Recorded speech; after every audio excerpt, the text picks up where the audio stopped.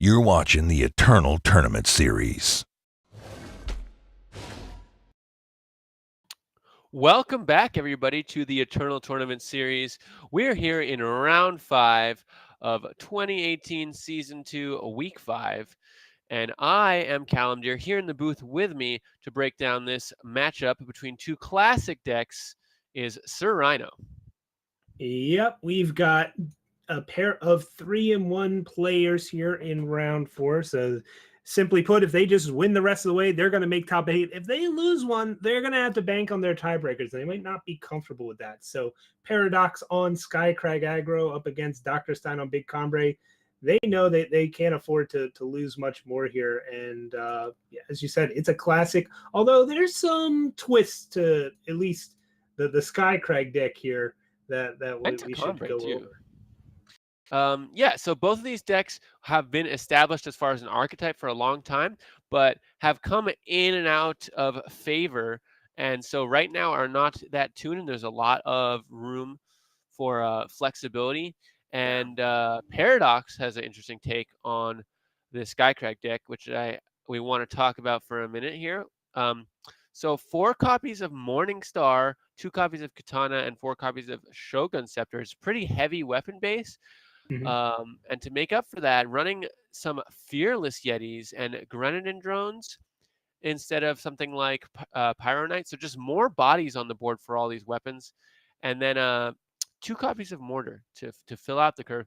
Anything you wanted to add, though, because I know you're a little more interested in that.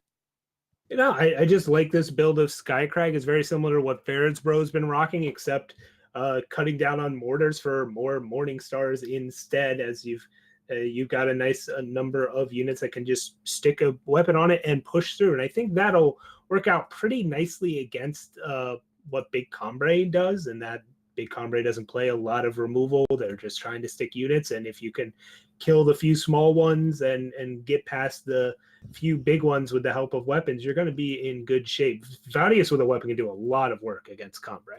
Yeah. So this Combre deck, before we get into the match, this has a very interesting take on Combre that I personally, I don't know if anyone follows my Twitter or anything like that, but I've been playing a lot of Combre, and I'm not a fan of this list. Yeah, this is weird. 25 power, and no seek or find the way. So if you're stuck on 2 power, you're relying on Temple Scribe, and your only 2 drops are Desert Marshal, Temple Scribe, Vanquish, Protect. So nothing earlier than that, and no other early game units to actually block. So if you get stuck on 2 power, you can't really do much. Once you get to 3 power, he's got the 4 Amber Acolytes, so it's a little more creature heavy, a little more anti-aggro with the Temple Scribes and Amber Acolytes. So it might serve him better here, but we'll see how it works out as players get into the match. Yeah, there's a lot of other weird stuff going on with this deck. Not just the power base, but then, as you said, Amber Acolyte instead of Seek Power. That's weird. But then you've got 3 Stand Together and 2 Protect. All right. But then That's 4 Harsh Rule. And then you're also playing Amber Monument. Just a lot of confused mixed signals to me. Yeah. But yeah, this game is underway. Paradox mulliganed into a 4 power hand. Wait. He didn't keep the mono 1-drops? Yeah, that was weird. I love that hand. Well, he draws into mono 1-drops, it looks like, as Oni Ronin into Oni Ronin is an option here. Looks like a very similar hand as well. Double Oni Ronin into a Cinder Yeti. And Katana, not bad by any means. My concern, though, is, if you're playing Oni Ronins in your deck, don't you want them on turn 1? Why do you mull that hand? Yeah, we'll have to ask him in the post-game interview, but here Paradox has the Cinder Yeti curve on this Knight Chancellor Seraph, gets to push through 4 more damage and 2 more War Cries. Stein's got that Harsh Rule in hand, and they're going to have to really bank on it here as Paradox keeps pushing the pressure. Having 2 early units to play on 3, having the power to do it, and having the power to get all the way up to 5, and having Harsh Rule, that's ideal. I mean, maybe sometimes you want that Seraph to be a Combre healer, but other than that, this hand is just what DrStein wanted against a deck like Skycrag. Yep.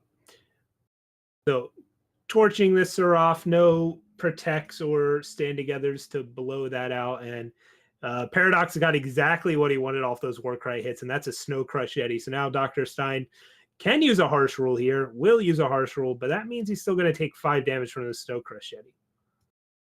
Oh. Yep. And Paradox running out of gas here. This Snow Crush Yeti got DrStein down to 9, but as we talked about, Paradox's deck doesn't have as much burn in it, so it's going to have a little bit of trouble closing the game out. Going to rely on drawing maybe a Champion of Fury here to put this Morningstar on to really close it out.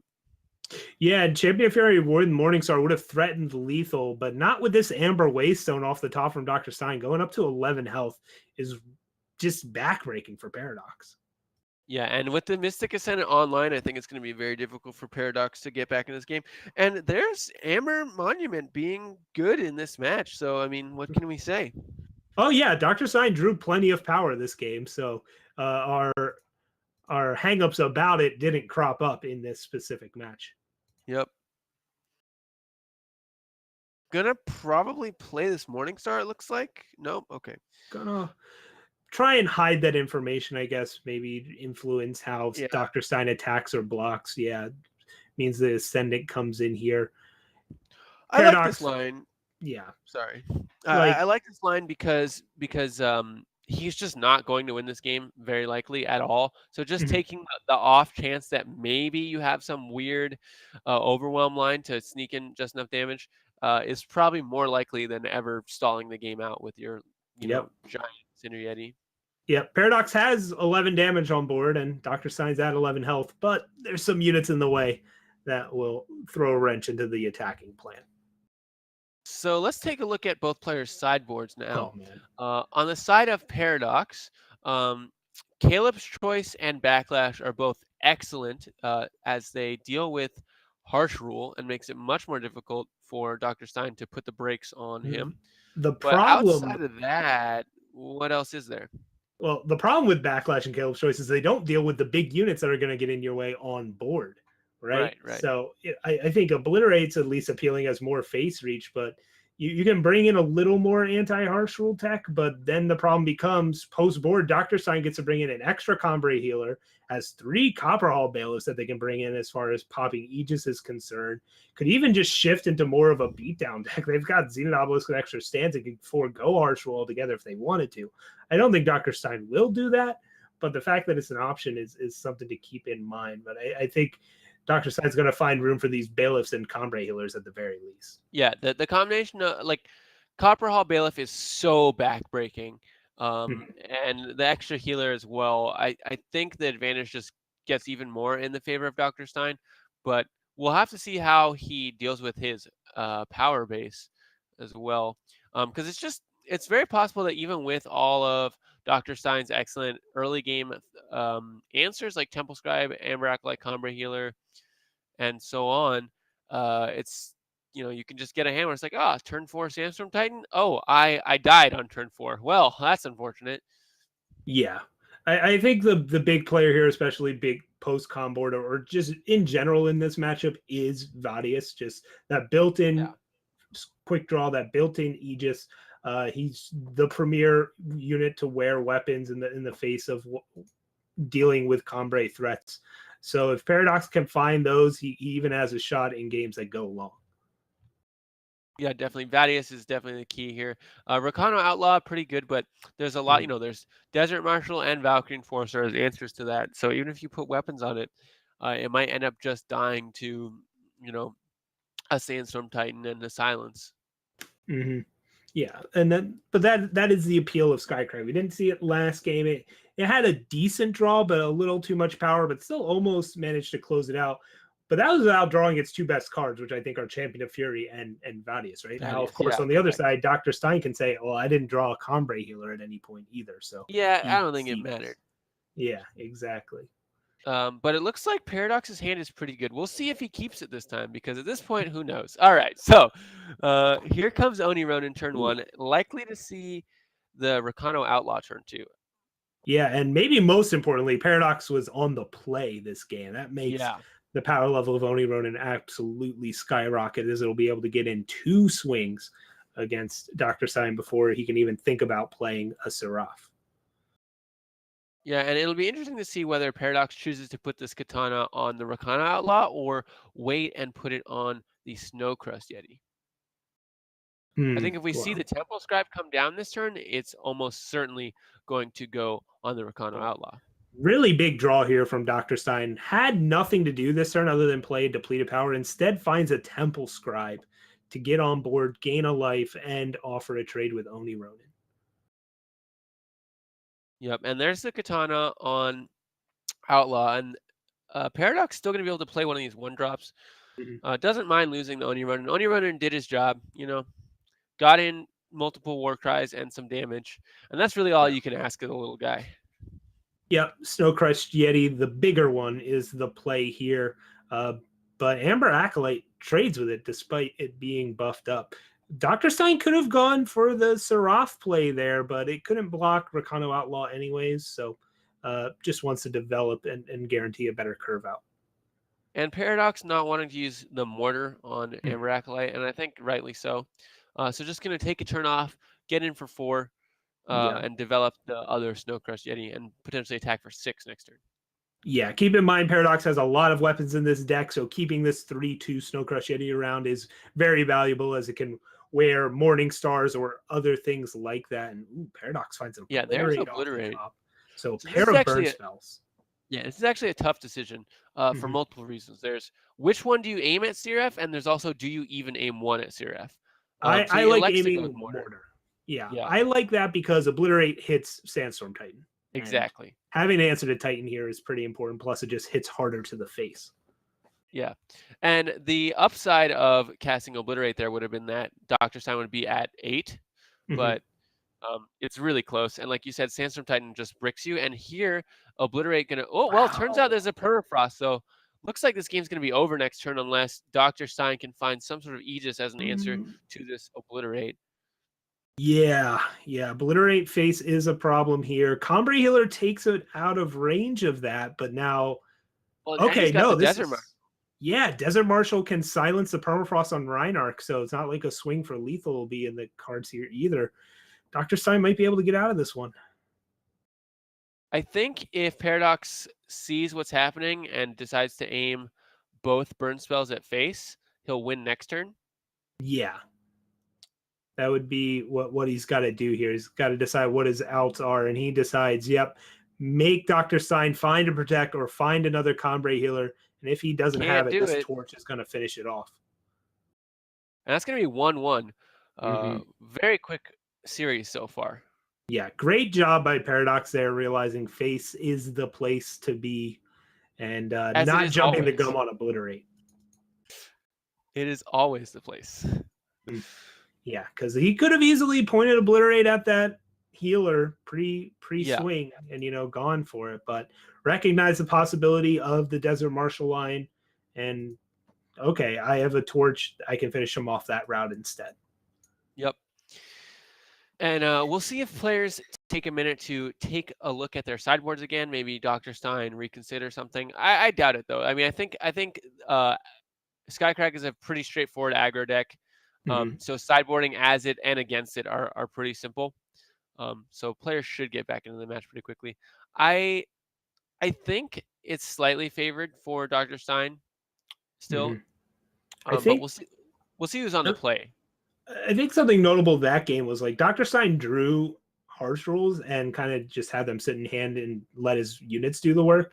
And that may have made him realize, maybe I should change up my strategy and go even heavier on just relying on these early units and turning into an actual big mid-range deck rather than being a mid-range deck with harsh rules tossed in that sometimes aren't actually that good in this matchup. This is an interesting hand from Paradox. Snowcrust Yeti is a great turn 1 play, but a second Snowcrust Yeti on turn 2 is not nearly as powerful.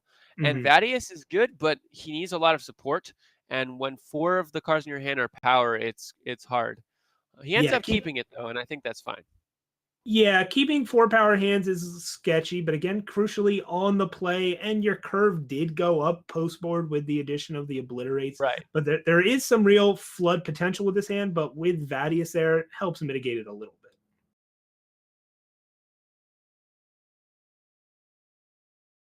And I think it's ultimately fine. I mean, you're playing 25 power. The likelihood that you're going to draw 2 fire sigils in a row, what are the odds, you know? Yeah, and awkwardly has to play one of those fire sigils to get Vadius down this turn, so this diplomatic seal won't be able to provide a primal influence. So Yep. having 6 power and not perfect fixing, really awkward. Yep.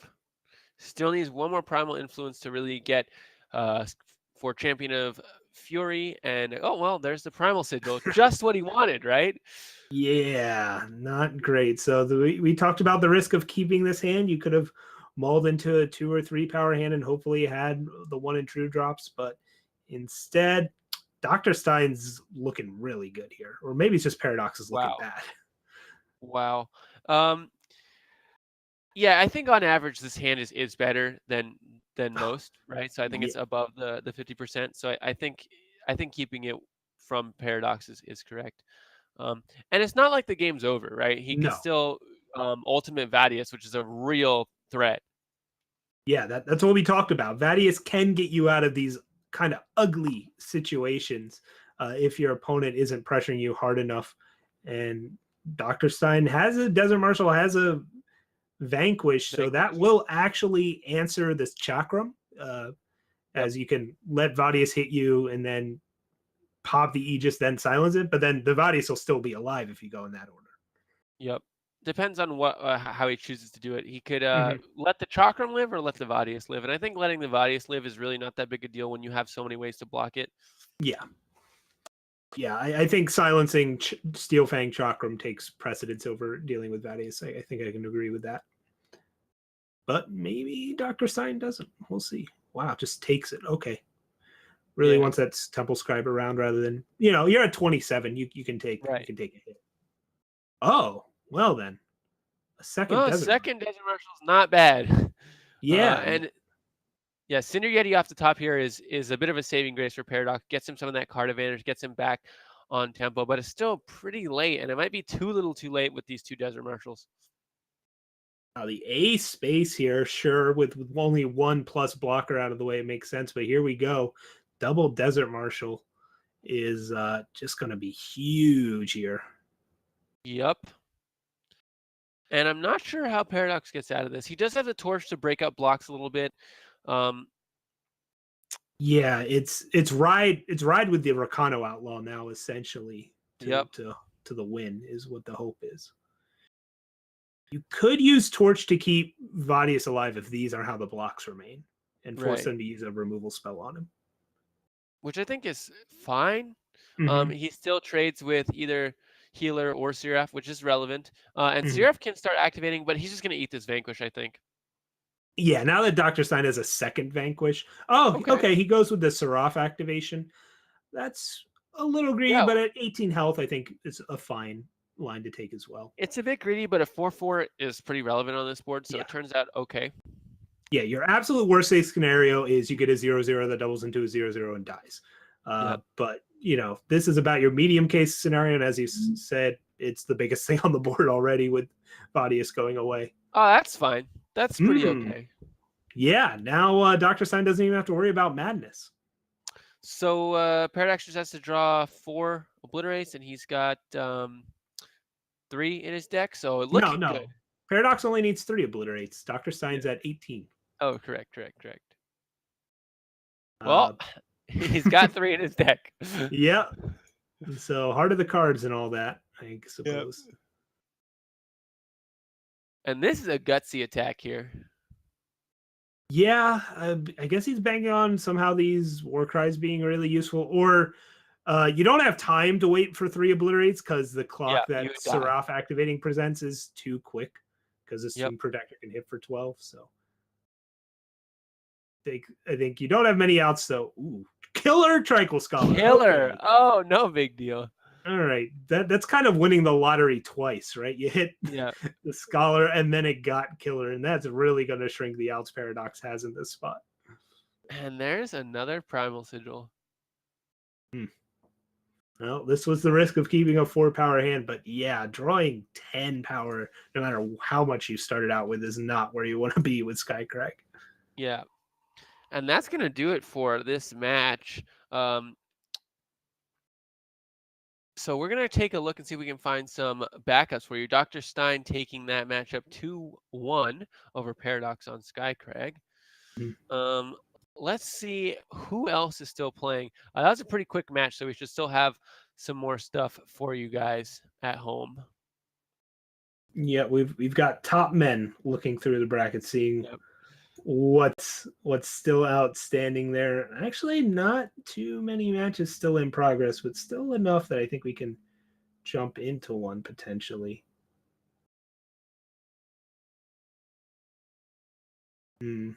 Okay. Yeah, I'm taking a quick look in on the ThePlatypusKing versus TheRocke, which is a lot of titles there. I'm going to get the score for you guys really quickly. But it looks like 2 Feln decks facing off. ThePlatypusKing on Team Ranked are running their particular build of the deck. And it looks like ThePlatypusKing is 0-1. So TheRocke up a game over ThePlatypusKing. This is game 2. Yeah, so I'm not sure the nuance differences between these two lists, but probably once we get into post board, they're both on Feln, we can suspect that they both have some number of Rhino Frogs, Gift, and whatever else that people love to throw at each other in this sort of grindy matchup. ThePlatypusKing rocking some Feln Bloodcasters, though. Love to see that gal hang out.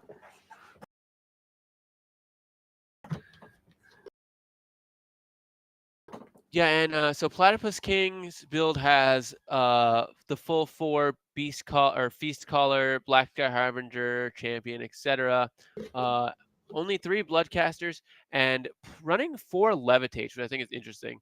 Not really sure what the strategy there is. I know. I I really like it with Feast Caller, as you could push it through on certain turns and start getting it rolling.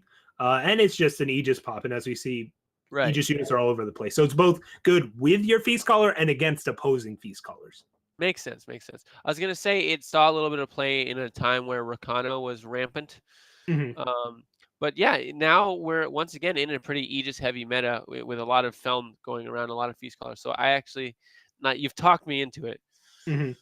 Yeah, I've enjoyed playing it even in Huru style decks because Bring Down's pretty good right now, anyways. And then you can combine Levitate with Bring Down to kind of turn it into this crazy strong removal spell on steroids. So Levitate's kind of making a comeback right now, thanks to I think in large part to Feast Caller. Right. Meanwhile, on the Rocks build, they also are running Levitate. They're running some setbacks. It's actually very similar.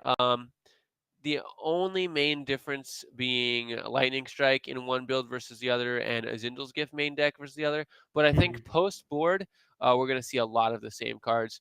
However, ThePlatypusKing does have Scourge of the Frostome in the board, which TheRocke does not have. So we might get to see that come down. Yeah, Scourge of Frostome is really hard for Feln to deal with. As basically all the removal is spell-based. They don't have Desert Marshals or they Carnosaurs or something. I guess you could have the last word. That's true. Now, you typically don't bring the last word in the Feln mirror, but if you're that scared of Scourge of Frostome, I certainly wouldn't blame you.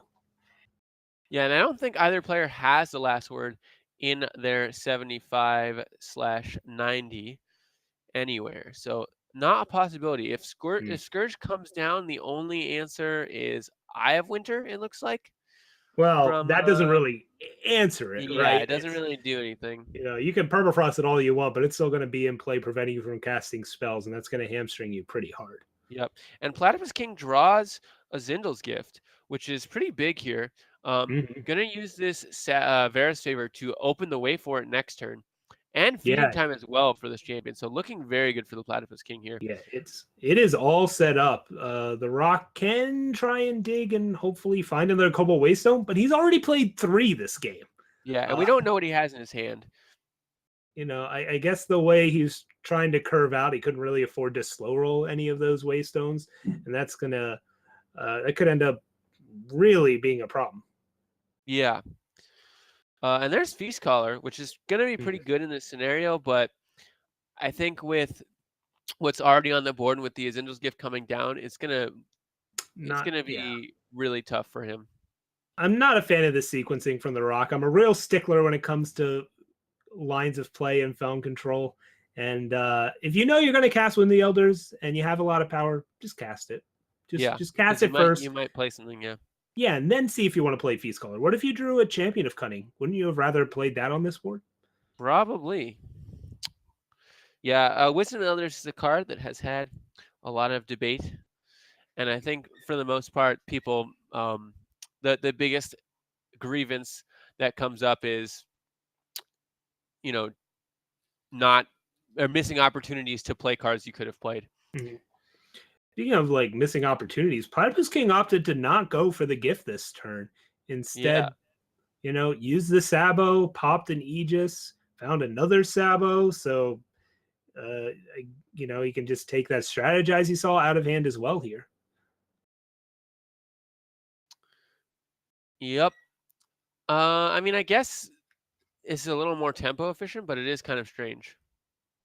Yeah, it's like you already had Black Sky Harbinger as a blocker. I think your concern was if you went gift and they had removal for Black Sky Harbinger, then that gives them a Feast Caller swing. Right. But do you mind that if you got the gift down on them anyways? Like, okay, they drew cards, but they're getting discarded.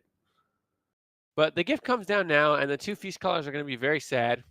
And we finally have a camera for TheRocke. Looks like 2 Thunder. I'm blanking on the name, but Thunderstrike Dragon. There we go. That's the card. So Thunderstrike Dragon, one of them definitely going to come down this turn. The other, unfortunately, going to go right into the void, thanks to Azindel's gift.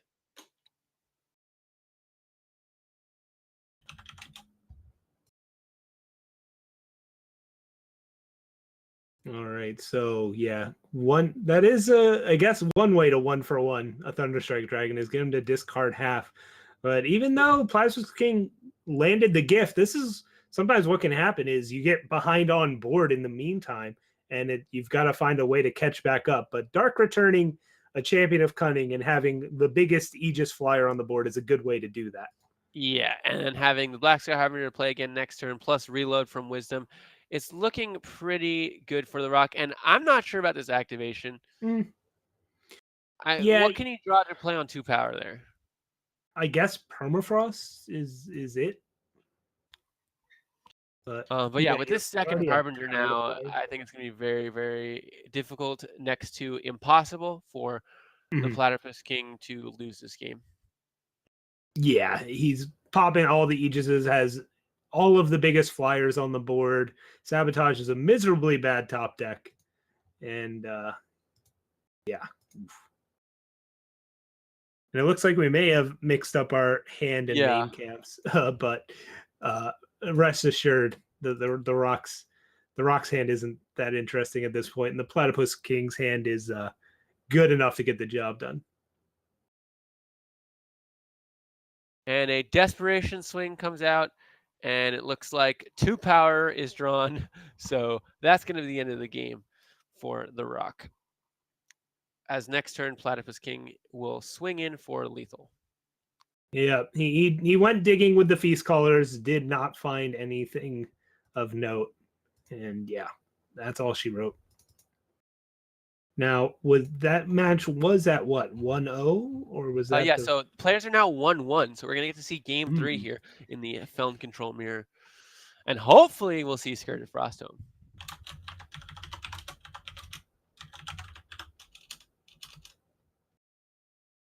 Yeah, I wouldn't mind seeing big old Frosty come down. That would be some fun. So all right, we're getting our cameras straightened out, and we'll hop in shortly.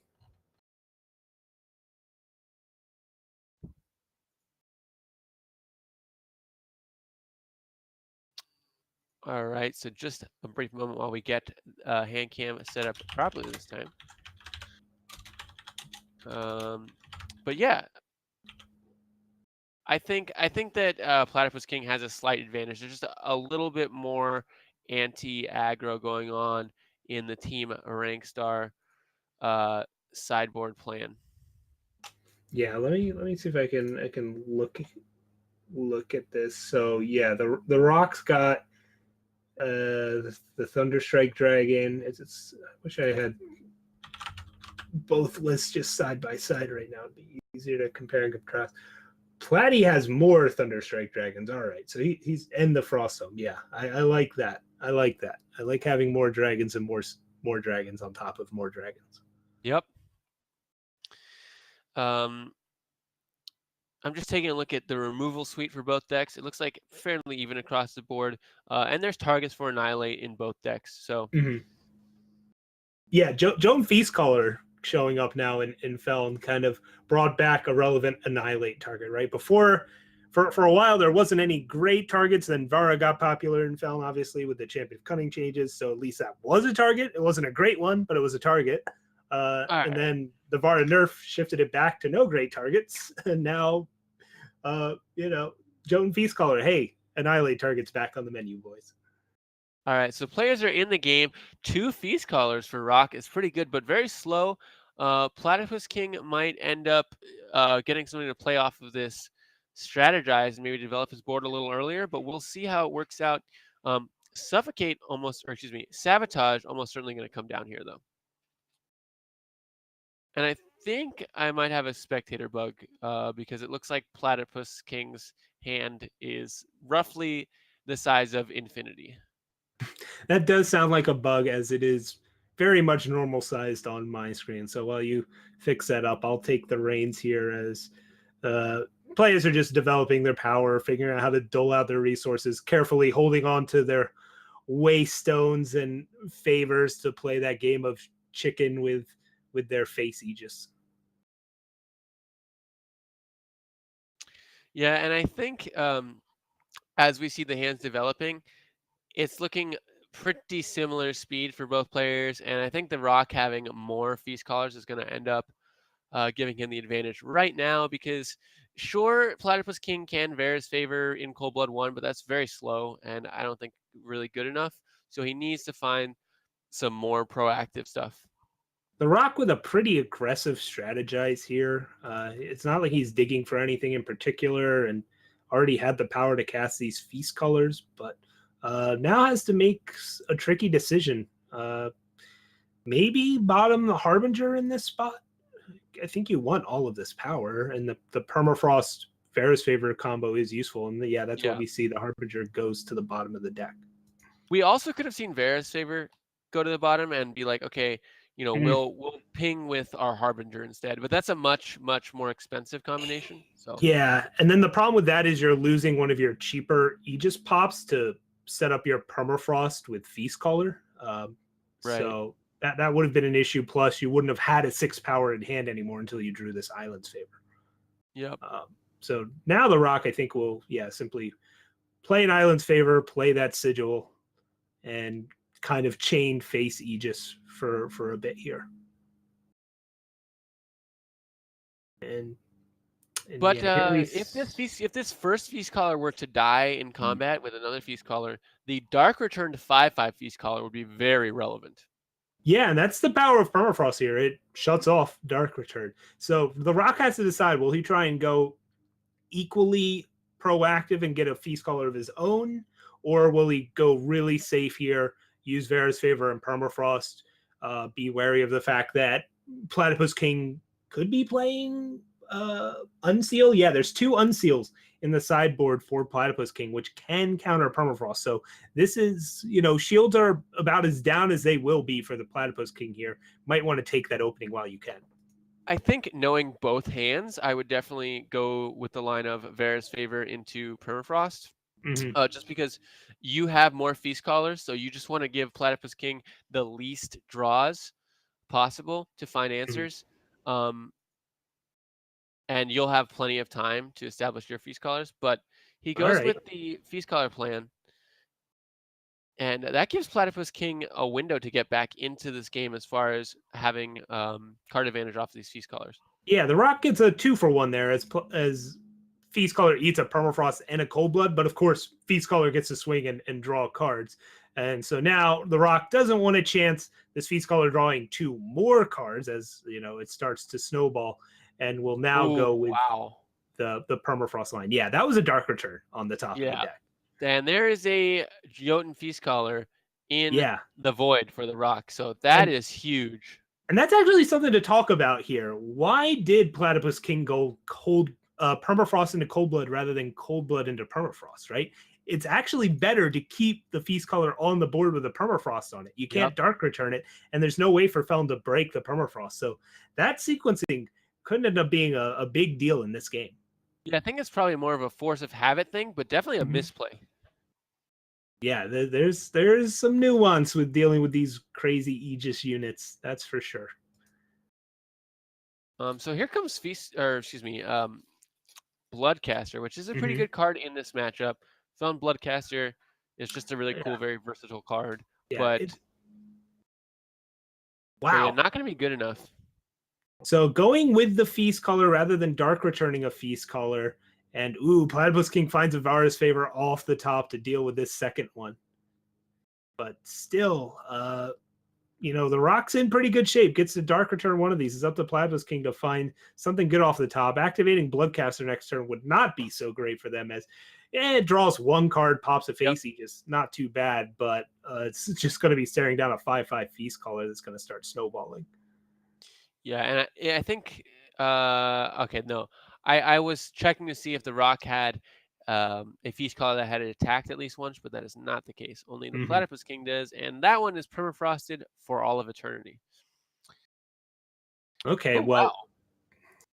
Yeah, go ahead. he Platypus King found an unseal, which is nice at this stage of the game, if he can get to a spot where he's about even on board. And finding that Feast Color could get him there, but the Rock is digging deep this turn.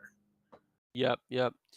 Attacking with Feast Color again next turn might really spell the end for Platypus King, because the Rock has now an answer for Platypus King's Feast Color, and even through the unseal. Like I think it's just too much card advantage, too much power available now to really get a threat on board.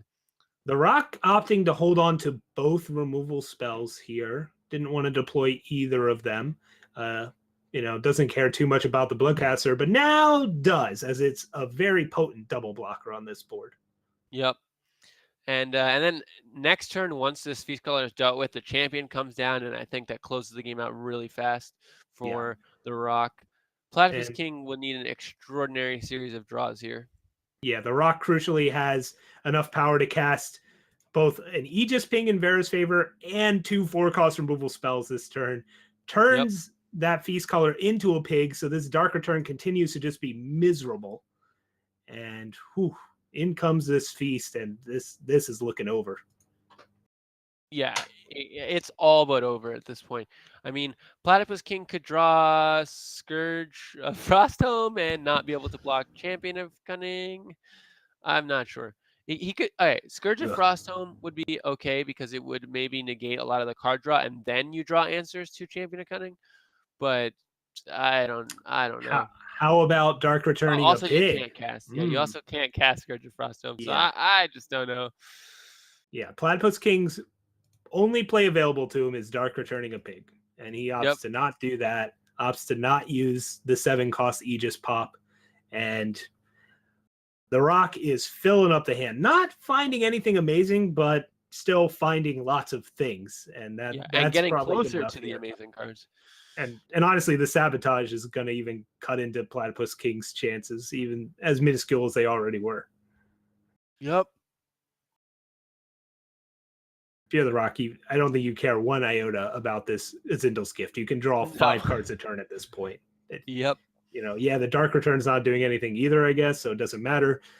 I just don't think the decision needs to take this long.